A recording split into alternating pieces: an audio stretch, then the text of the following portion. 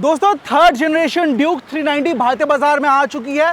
Speed में no compromise, top speed कैसा लगा, इज इट सेटिस्फैक्टरी और नॉट, मुझे कमेंट सेक्शन में जरूर बताइए। लॉन्गर स्ट्रेच मिलता शायद और थोड़ा सा हम ज्यादा स्पीड पकड़ सकते थे। Now it's time for the mileage test, क्योंकि यहाँ पे ब्रांड न्यू इंजन आ चुका है 399 सीसी का single cylinder liquid cooled motor, लेकिन मैकेनिक्स भी बहुत हद तक चेंज हो चुके हैं। नया फ्रेम दिया गया है, ब्रेक्स में भी तब्दीलियां की गई हैं, फ्रेम सब फ्रेम बहुत कुछ नया है इस मोटरसाइकिल में। Before we do the mileage test एक बार एग्जॉस्ट नोट भी सुना देते हैं।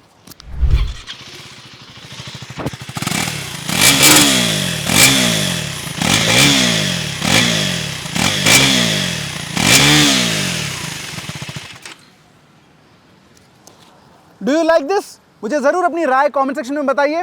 15 लीटर का टैंक है, फुल करवाने वाले हैं और मैं आज इसको लगभग 125 से 150 किलोमीटर चलाने की कोशिश करूंगा and I will share my ride experience with you along with the mileage test. दोस्तों पेट्रोल पंप पे आ चुके हैं, नया टैंक मिला है इसको 15 लीटर का। एक बार रीसेट कर लेते हैं ट्रिप को मैंने लीजिए रीसेट कर लिया, दोनों ट्रिप मीटर्स को रीसेट कर लेते हैं। 0-0 हो चुका है।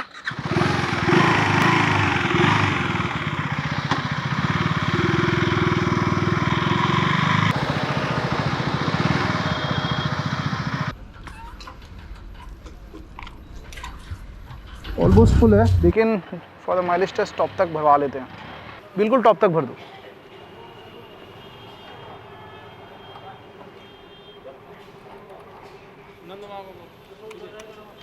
तो यहाँ पे रेट चल रहा है लगभग 106 रुपये। और निकाल के एकदम भरो टॉप तक, और आने दो। बस ठीक है। हाँ ठीक है, टैंक फुल हो चुका है, स्पिल हो रहा है अब। लगभग 2.67 लीटर्स का फ्यूल भरा है इसमें। तो देखिए ट्रिप तो मैंने रीसेट कर लिया है। यहाँ पे ट्रिप इज़ एवरीथिंग इज़ 0-0 और टैंक भी हो चुका है फुल। एक बार पर्सपेक्टिव के लिए दिखा देता हूँ, फुल टैंक है।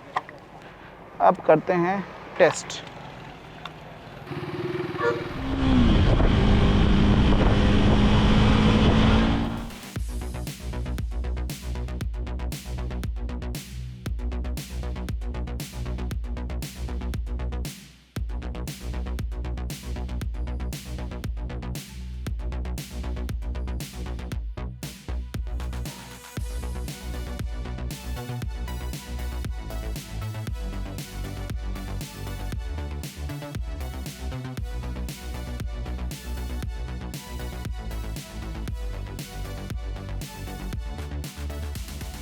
आज का सफर मेरा नए ड्यूक 390 के साथ 150 किलोमीटर पुणे शहर और सराउंडिंग एरियाज में रहा। कुछ संक्षिप्त शब्दों में आपको समझाने की कोशिश करूंगा कहाँ की मोटरसाइकिल शाइन करती है और कौन से एरियाज में मुझे लगता है काम बन सकता है। पहली जो बात है वो है इसके अर्गोनॉमिक्स को लेके, क्योंकि बहुत कुछ मैकेनिकली यहाँ पे चेंजेस हम देख सकते हैं। फॉर एग्जाम्पल इसका जो मेन स्टील ट्रली फ्रेम है इसे रीडिजाइन किया गया है। जो इसका सब फ्रेम है ये अब नया बन चुका है, एल्युमिनियम का सब फ्रेम दिया गया है। साथ ही साथ स्विंग आर्म भी इसमें एक नया जोड़ा गया है। ओवरऑल यहाँ पे बहुत ज़्यादा मैकेनिकल चेंजेस हम देख सकते हैं। जो पीछे का मोनोशॉक है उसे ऑफसेट बना दिया गया है। इसका जो डायरेक्ट परिणाम है वो है सीट हाइट पे। Seat height on paper is fantastic, 823 से गिर के 800 मिलीमीटर बन चुका है। ग्राउंड क्लियरेंस लगभग 150 मिलीमीटर का था, वो बढ़ के 180 मिलीमीटर बन चुका है। मतलब every number looks really good on paper. Real life में कैसा है दिखाते हैं आपको। मेरी हाइट है 5 फुट 7 इंच और मैं काफी आराम से पैर गाड़ के इस मोटरसाइकिल पे सवार हो सकता हूं। मतलब सिटी ट्रैफिक में नो प्रॉब्लम। लेकिन आप राइडिंग ट्रायंगल देख रहे हैं, ऊपर वाला हिस्सा तो काफी कंफर्टेबल है, लेकिन मुझे थोड़ा सा क्रैम्प फील हो रहा है मेरे लेग्स पे, जो आपको दिखेगा जब आप लॉन्ग डिस्टेंस कवर करते हैं। और अगर आपकी हाइट 6 फुट या 6 फुट से ज्यादा है, you will feel this area little too tight for you. Orange colour बरकरार रखा गया है, लेकिन डिजाइन में छोटे मोटे बहुत सारे चेंजेस किए गए हैं। फॉर एग्जाम्पल फ्रंट में आप देख सकते हैं इन एक्स्ट्रा फेयरिंग को जोड़ दिया गया है। नेकेड मोटरसाइकिल है, लेकिन ये मुझे लगता है फेस को बहुत ज्यादा बल्की बनाता है और उस हिसाब से पीछे का प्रोपोर्शन उतना बीफ्ड अप नहीं है। Tank good part has grown bigger, good creases, paint finish is better than the last iteration. Also आपको जो कलर कॉम्बिनेशन मिलते हैं मुझे पसंद आ रहा है।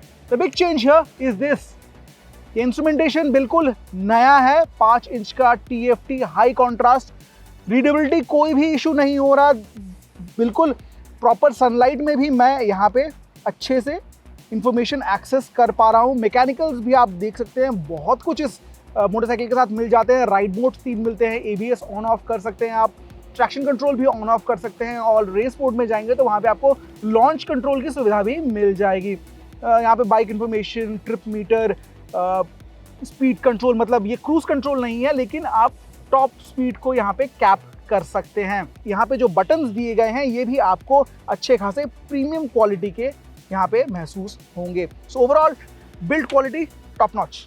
फेयरिंग लुक्स बिग, नया LED लाइट क्लस्टर दिया गया है, बड़े ड्यूक से इंस्पायर्ड है, डिजाइन भी वहीं से आ रहा है।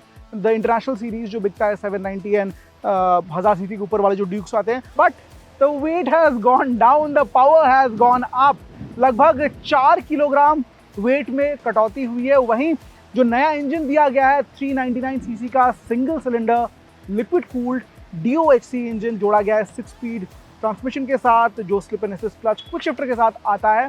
The engine makes more power, 46 PS and 39 Newton metres. Power में लगभग 2.5 यूनिट का और टॉर्क में लगभग 2 यूनिट का इंक्रीज यहाँ पे दिखाई पड़ रहा है।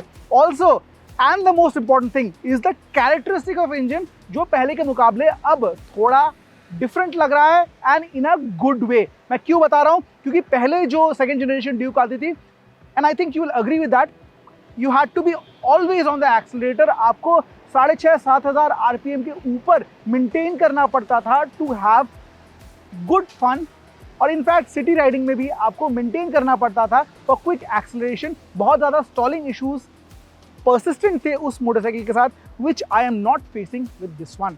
जो usable power band torque range है उसे नीचे की तरफ धकेला गया है। कंपनी कह रही है लगभग 80% टॉर्क आपको 5,000 RPM से मिलना शुरू हो जाता है, and I do not differ on that aspect. City traffic में I did not face stalling issues, acceleration was quick, आप पलक झपकते ट्रिपल स्पीड्स पकड़ सकते हैं। And make no mistake, this is a seriously fast motorcycle. थोड़ा open street मिलेगा तो आप 150 की स्पीड भी आराम से पकड़ सकते हैं, and high speed is all your game. अगर आप खरीदते हैं तो मुझे ज़रूर बताइए how much can you touch with this motorcycle. So overall weight has gone down, which effectively means power to weight ratio is actually the best। अगर आप कोई भी 400 सीसी या उससे नीचे की मोटरसाइकिल लेते हैं, the Duke 390 stands at the apex।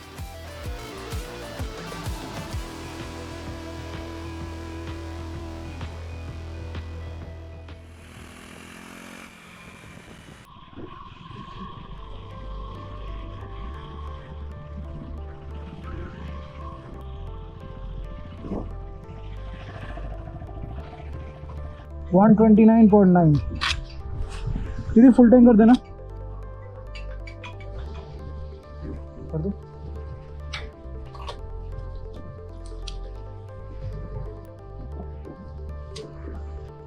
तो बिल्कुल टॉप तक भर चुका है, बस फिल हो रहा है। 129.9 डिवाइडेड बाई 4.49, लगभग 28.9 का माइलेज आया। मुझे लगता है फर्स्ट सर्विसिंग के बाद ये बढ़ जाए। What is your take on this? Mileage figure कैसा लगा? देखिए, मैंने कोई हाइपर माइलिंग नहीं किया है। This is a fun to ride motorcycle, और मैंने मोस्टली गैस को फुल एक्सीलरेटर पे रखा है, एंड आई थिंक सर्विसिंग के बाद और थोड़ा सा ज़्यादा आपको शायद माइलेज मिल जाए इस मोटरसाइकिल के साथ। Now see, there is change how you perceive this motorcycle. इसका मतलब यही है कि व्हील बेस टाइट बना दिया गया है, weight has gone down, the power has increased. Overall जो इसका कॉम्पैक्टनेस है उसे बढ़ा दिया गया है, विच मीन्स आप मोटरसाइकिल को ज़्यादा कमांडिंगली राइड कर सकते हैं। A huge bonus for me. लेकिन at the same time vibrations जो है वो KTM के मोटरसाइकिल के साथ ऑलवेज थी, and also with this motorcycle आपको लगभग 3,500-4,000 RPM से वाइब्रेशंस दिखने शुरू हो जाएंगे ऑन डिफरेंट टच पॉइंट्स, चाहे टैंक की बात करें, फुट पेग हो या फिर handle bars. Good amount of vibration, and as you go higher on the rev range ये वाइब्रेशंस बढ़ते ही रहते हैं। Again the good side is जो प्लास्टिक क्वालिटी है, जो मटेरियल फिनिश है, those are good, no rattling sound whatsoever. बड़े एग्जॉस्ट को काट के अंडरबेली बना दिया गया है, means another form of weight reduction. यहाँ पे मैं बहुत कुछ देख सकता हूँ, लाइक द फुट पेग्स, बहुत सारे forged parts, they have changed and all of this have contributed to a lower mass. Tyres हालांकि सेम रखे गए हैं, मेटल्स सेम प्रोफाइल 17 इंच के अलॉयज पे चढ़ाए गए हैं। ब्रेक्स डायमेंशनली सेम है, 320 के रोटर सामने और 240 के रोटर पीछे दिए गए हैं डुअल चैनल एबीएस के साथ, लेकिन जो इनका आकार है इन्हें चेंज कर दिया गया है। पहले फिक्स आता था, फ्लोटिंग बना दिया गया। Again this contributes to mass reduction. Overall efficacy में कोई दिक्कत नहीं है, good bite from the brakes and आपको अच्छा फीडबैक मिलेगा लीवर्स पे। इनफैक्ट जो सामने के लीवर्स दिए गए हैं, clutch and brake, these are adjustable as well. If you are a youth, young at heart, I am sure आपने ड्यूक 390 को मुड़ मुड़ के काफी बार देखा होगा, and why not, you might just have owned one of the generations before. One thing that has remained constant with Duke is the level of hardware and electronics, और इस नए मोटरसाइकिल में भी आपको भर भर के इलेक्ट्रॉनिक्स मिल जाएंगे। स्विचेबल ट्रैक्शन कंट्रोल मिलेगा, क्विक शिफ्टर दिया गया है, कॉर्नरिंग एबीएस मिल जाएगा, स्विचेबल एबीएस मिल जाएगा। सामने के जो सस्पेंशन दिए गए हैं, these are 43 mm WP Apex suspension which come with great amount of adjustability. आप अपने राइडिंग पॉस्चर के हिसाब से, पिलियन के हिसाब से, amount of luggage you carry, you can adjust them for both preload and compression. वैसे ही पीछे का जो मोनोशॉक दिया गया है, ओवरऑल ढांचा, ओवरऑल स्ट्रक्चर थोड़ा चेंज कर दिया गया है, ऑफसेट बना दिया गया है to accommodate this new exhaust and also थोड़ा कॉम्पैक्ट बनाने के लिए। ये भी आपको अच्छे डिग्री ऑफ फ्रीडम में एडजस्टेबिलिटी प्रदान करता है। ओवरऑल फर्मनेस है दोनों सस्पेंशन में, फ्रंट एंड रियर कॉम्बिनेशन में, and that goes well with the performance of the bike. खड्डों के ऊपर से आपको थोड़ा बहुत फील होगा, लेकिन out on the open street जब आप एक्सीलेटर घुमाएंगे, this street fighter becomes tourer in no time. आप अपने हिसाब से एडजस्टमेंट के साथ खेल सकते हैं, which is a good thing. दो एक मोटरसाइकिल सेगमेंट में है जहाँ पे आपको मिल जाएगा, टीवीएस की अपाचे सीरीज आती है, वहाँ भी आपको एडजस्टेबिलिटी का ऑप्शन मिल जाता है। But apart from that you really don't see these kind of features in any bike under 400cc segment. It's a nice and sharp handling motorcycle. पहले जनरेशन के मुकाबले मुझे लग रहा है बहुत ट्रेड्स को इसमें इनहेरिट किया गया है, एंड ऑल्सो 10 साल से ज़्यादा ये मोटरसाइकिल भारतीय बाजार में रह चुकी है, and I think it has stood the test of time. नई जनरेशन के साथ थोड़ा सा एग्रेशन आपको कम लगेगा इंजन के फ्रंट पे, लेकिन it's a sweet handling motorcycle, good brakes, good electronics, और साथ ही साथ इसका जो डिज़ाइन है अब भारी भरकम बड़े ड्यूक से इंस्पायर्ड है। For me I think it's a wholesome package at रफली 3,10,000 रुपीज एक्स शोरूम। मुझे तो बिल्कुल पसंद है, आपको कैसी लग रही है let me know in the comment section below, and also if you have any question आप मुझे नीचे ज़रूर पूछ सकते हैं। Thank you so much for watching.